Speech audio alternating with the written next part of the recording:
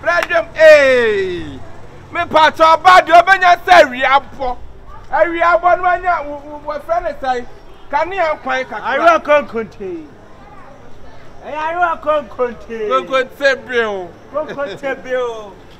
And I'm going to be my Anna. If I say, Mate. Asante a chimpleke say. Amaya Bumla Jom. Obi anya kan ya kwama ne hunu se. Ohwe kwani ma hunu nanim.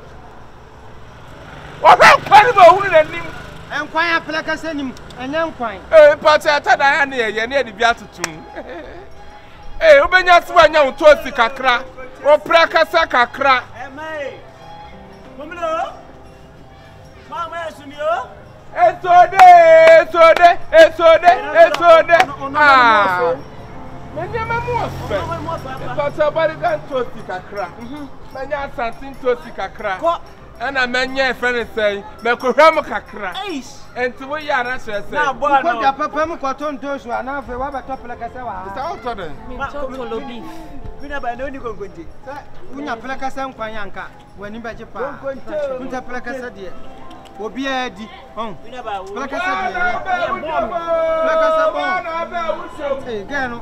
You be the sumo to come on now with you. Me pa to beti me da su an sin ha. Me pa so de hono yamba. So peja. Konkonto. Raba be di konkonte. Yati da be moto da be di konkonte.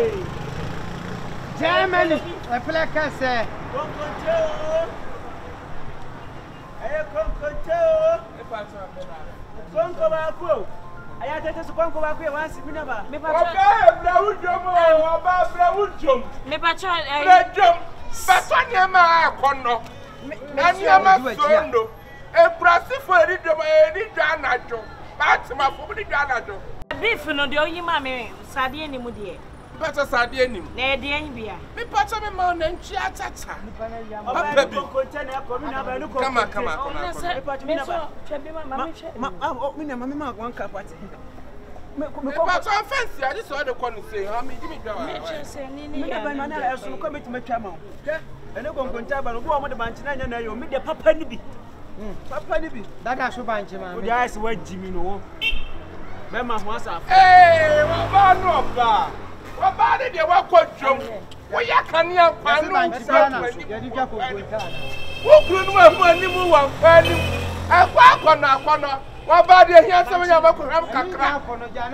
Wo ba kohwam kakra. Eni E pa ta wo ma je na afre kwani. What it? Break se no ka de bon nti. Ye wuti an bi. E kwasi na twa, e kwasi ni peti ase ya de. Atata ne friend wo, e kwasi na twa ati de ase ye beef. E twa de ye beef. Plekese kutame di. Wani frasa plekese kutame. Adai. Ahana fusai. When na me de be ma 5. When na ya 5. Why? Asante achim de. Papa why? Asante achim plekese. Asante achim plekese. Eni. Je eni boss ni nyina. Ba to de. Why? Me pa so ba to de. We na. Come on. Why? Ba to we ni bia na. Water na ka dey. Na me boy Na o da mami short. Adabi mami we. ba to ehia.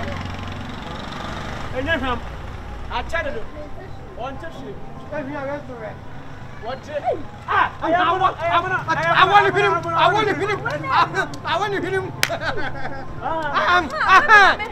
When you as a Santa when you mammy too. Oh, the boy for saying no asthma. Mama, papa.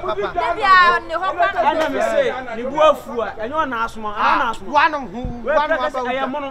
One of the friend presses and a way precasse. On the presses and a way I can bet them and no digger.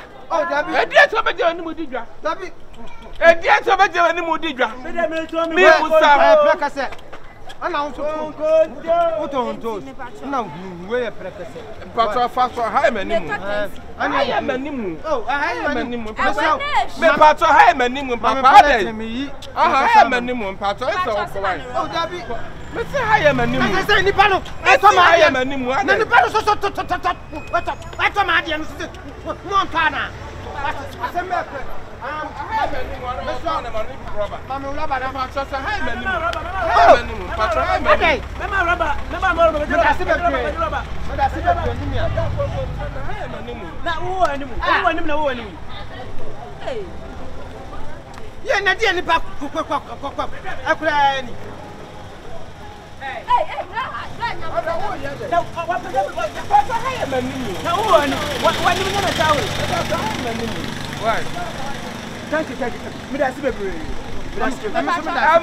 Amai, kumasi fo amai, mumre oba otwa kane akwan.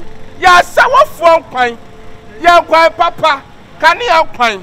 Mesro se krofo abran kwan tuntum. Ya nkwan papa. Hey, so do. Hey.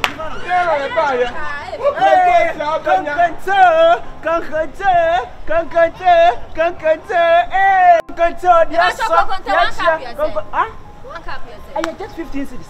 Hey, yeah, papa.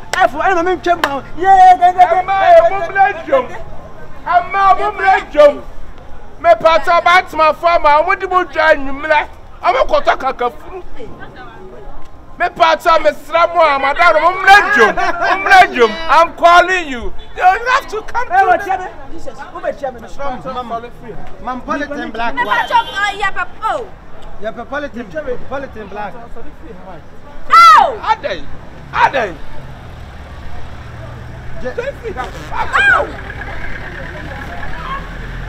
What's that free uncle? Paja para de no. Paja. Adia waye, mi do na be say adia waye, mi ram video. Adia waye me. Adia Come pato.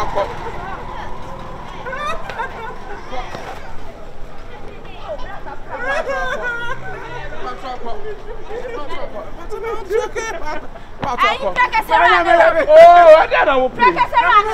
I don't want to make you a man.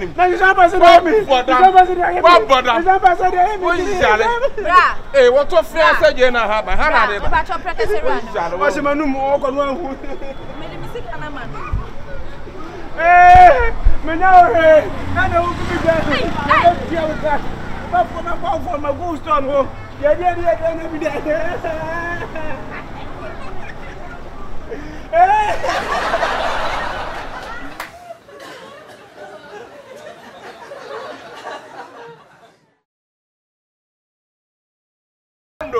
a process for any Janajo. That's my family Janajo, and I'm a problem.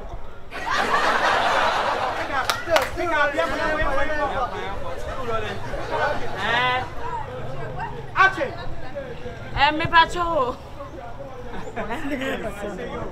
Still running.